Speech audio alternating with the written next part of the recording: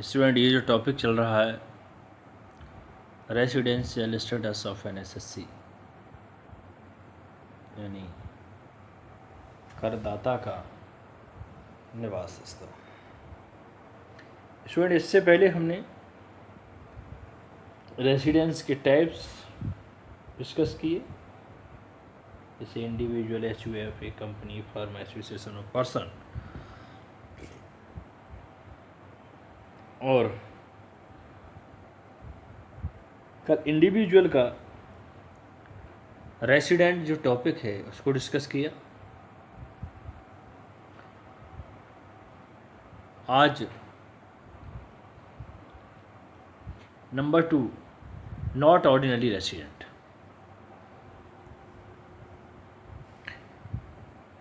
Not ordinary resident means if an individual satisfies any one of the above basic condition, यानी कि first और second जो condition हमने लिखी थी बेसिक कंडीशन, जैसे कि प्रीवियस ईयर में 182 दिन और 4 सालों में कुल मिलाकर के 365 दिन, लेकिन प्रीवियस ईयर में 60 डेज रहना अनिवार्य है। ये इसकी बेसिक कंडीशन है। तो जो बेसिक कंडीशन है, इन दोनों में से कोई भी एक शर्त पूरी करता है, but also not satisfy the opposite two additional condition, he is said to be not ordinary resident. लेकिन जो एडिशनल कंडीशन है, एडिशनल कंडीशन को सेटिस्फाई नहीं कर पा रहा है, केवल बेसिक कंडीशन में से कोई भी एक शर्त को पूरी करता है, वो नॉट ऑर्डिनरी रेसिडेंट कहलाए। अब student, additional condition, he has been resident in India in at least 2 out of 10 previous years preceding the relevant previous year। 10 सालों में 2 साल। और दूसरी शर्त है he has been in India for at least 730 days in all during the 7 previous year। और 7 सालों में 730 दिन रहना अनिवार्य है। Ordinary resident in India, he has to satisfy both the following conditions besides satisfy any one of the above mentioned basic condition। Resident in दोनों conditions को fulfil कर रहा है, और बेसिक कंडीशन में से कोई भी एक। लेकिन नॉट ऑर्डिनरी रेसिडेंट केवल बेसिक कंडीशन में से एक कंडीशन फुलफिल कर रहा है, लेकिन एडिशनल कंडीशन फुलफिल नहीं कर पा रहा है, तो उसे नॉट ऑर्डिनरी रेसिडेंट कहा जाएगा। In other words, it means that in order to be classified as not ordinarily resident, an individual resident has to prove that either he has been resident in India in less than 2 out of 10 previous years preceding the relevant previous year, or has been in India for less than 730 days during the 7 previous years। An individual said to be not ordinary resident in India in any previous year if he has been a non-resident in India in 9 out of 10 previous years preceding that year, he has during the 7 years preceding that year been in India for a period of or period amounting to all 730 29 days और less, यानी कि 729 दिन भी यदि रह रहा है 7 सालों में तो वो कंडीशन फुलफिल नहीं कर पा रहा है, क्योंकि 730 डेज रहना अनिवार्य है। स्टूडेंट, ये बात थी नॉट ऑर्डिनरी रेसिडेंट की। अब आता है non resident. Non resident, if an individual satisfy none of the aforesaid basic condition first and second stated under the head resident, he is said to be non-resident. In this case, additional conditions are irrelevant.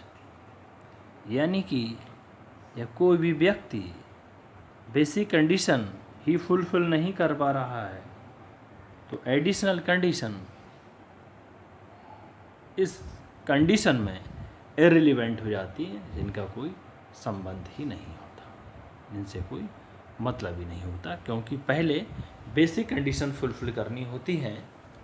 Basic condition में से कोई भी एक condition fulfil करता है और additional दोनों, तो रेसिडेंट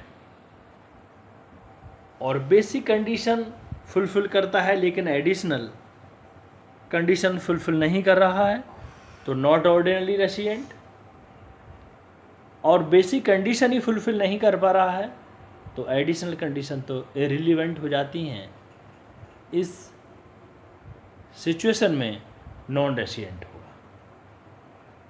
स्टूडेंट फिर दोबारा ध्यान से सुनिए, यदि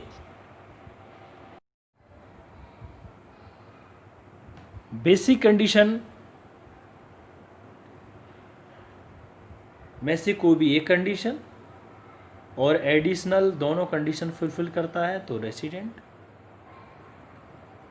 और यदि बेसिक कंडीशन फुलफिल कर रहा है एडिशनल नहीं कर रहा है तो नॉट ऑर्डिनरी रेसिडेंट, और यदि बेसिक कंडीशन ही फुलफिल नहीं कर रहा है कोई भी इंडिविजुअल तो नॉन रेसिडेंट कहलाएगा, क्योंकि एडिशनल कंडीशन इररिलेवेंट हो जाती है। स्टूडेंट, इसके बाद नेक्स्ट आता है हिंदू अनडिवाइडेड फैमिली, फर्म और association of person, section 6 subsection 2। अब इसका नंबर 1 यानी कि रेसिडेंट कौन होगा? A Hindu undivided family, firm और association of person are resident in India in any previous year if the control and management of its affairs is situated wholly or partly in India during the previous year, that is, if even a part of their control and management is situated in India during the previous year, they will be called resident in India. A resident HUF will be ordinary resident only when its karta both the additional condition of ordinary residence as an individual.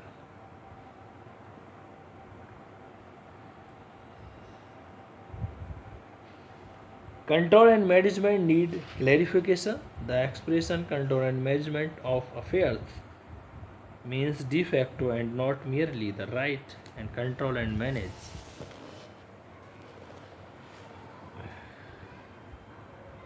Student,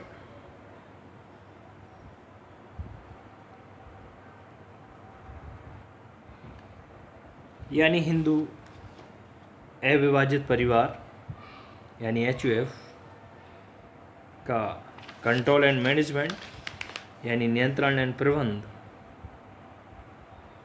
एक तरीके से भारत में होता है, और जो HUF का एक तरीके से मुखिया यानी उसका प्रधान या जो मुख्य धारा का जो व्यक्ति है वो दोनों एडिशनल कंडीशंस को फुलफिल करता है, तो ऐसा परिवार, ऐसा फैमिली भारत में निवासी माना जाता है।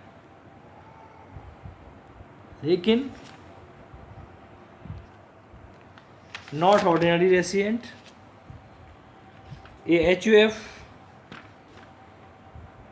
यानी हिंदू अविभाजित परिवार का मैनेजमेंट एंड नियंत्रण एक तरीके से आंशिक रूप से भारत में स्थित है, तथा जो परिवार का मुखिया है वो दोनों शर्तों को यानी जो एडिशनल कंडीशंस हैं उनको फिलफिल नहीं कर पा रहा है, तो वो भारत में नॉट ऑर्डिनरी रेसिडेंट माना जाएगा। जैसे कि प्रीवियस ईयर 10 सालों में कम से कम 2 साल भारत में निवासी रहा हो, या 7 सालों में कम से कम 730 दिन भारत में रहा हो। A firm and association of person can not be not ordinary resident, यानी कि firm and association of person कभी भी असाधारण निवासी नहीं होते, यानी कि नॉट ऑर्डिनरी रेसिडेंट नहीं होते, या तो वो रेसिडेंट होंगे या नॉन रेसिडेंट, यानी कि या तो निवासी होंगे या अनिवासी। क्योंकि कोई भी फर्म या एसोसिएशन ऑफ पर्सन भारत में ऑर्डिनरी रेसिडेंट तभी माना जाएगा जब उसका कंट्रोल एंड मैनेजमेंट पूर्ण रूप से भारत से किया जा रहा हो, या बोर्ड ऑफ डायरेक्टर्स की मीटिंग भारत में होती हो, यानी दिशा निर्देश करने का उसका ऑफिस भारत में हो। यदि किसी भी फर्म या एसोसिएशन ऑफ पर्सन उसका कंट्रोल एंड मैनेजमेंट पूर्णतः भारत से बाहर हो, यानी कंपनी भी भारत से बाहर स्थित है और भारत के बाहर ही उसका कंट्रोल एंड मैनेजमेंट होता है, यानी बोर्ड ऑफ डायरेक्टर की मीटिंग भी भारत से बाहर होती है, ऐसी फर्म को अनिवासी माना जाएगा, यानी कि नॉन रेसिडेंट। फर्म या एसोसिएशन ऑफ पर्सन कभी भी नॉट ऑर्डिनरी रेसिडेंट नहीं होते, जो मैं पहले बता चुका। ये Hindu undivided family is not ordinary resident in India if it's कर्ता और manager does not satisfy both the following additional condition, यानी हिंदू अविभाजित परिवार का जो मुखिया है, जो उसका कर्ता है, जो मैनेजर है, वो एडिशनल कंडीशंस को फुलफिल नहीं करता है, तो वो नॉट ऑर्डिनरी रेसिडेंट माना जाता है।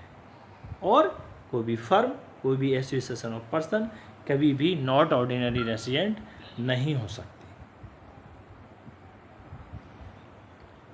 तो स्टूडेंट, आज हमने HUF और फर्म एंड एसोसिएशन के बारे में डिस्कस किया।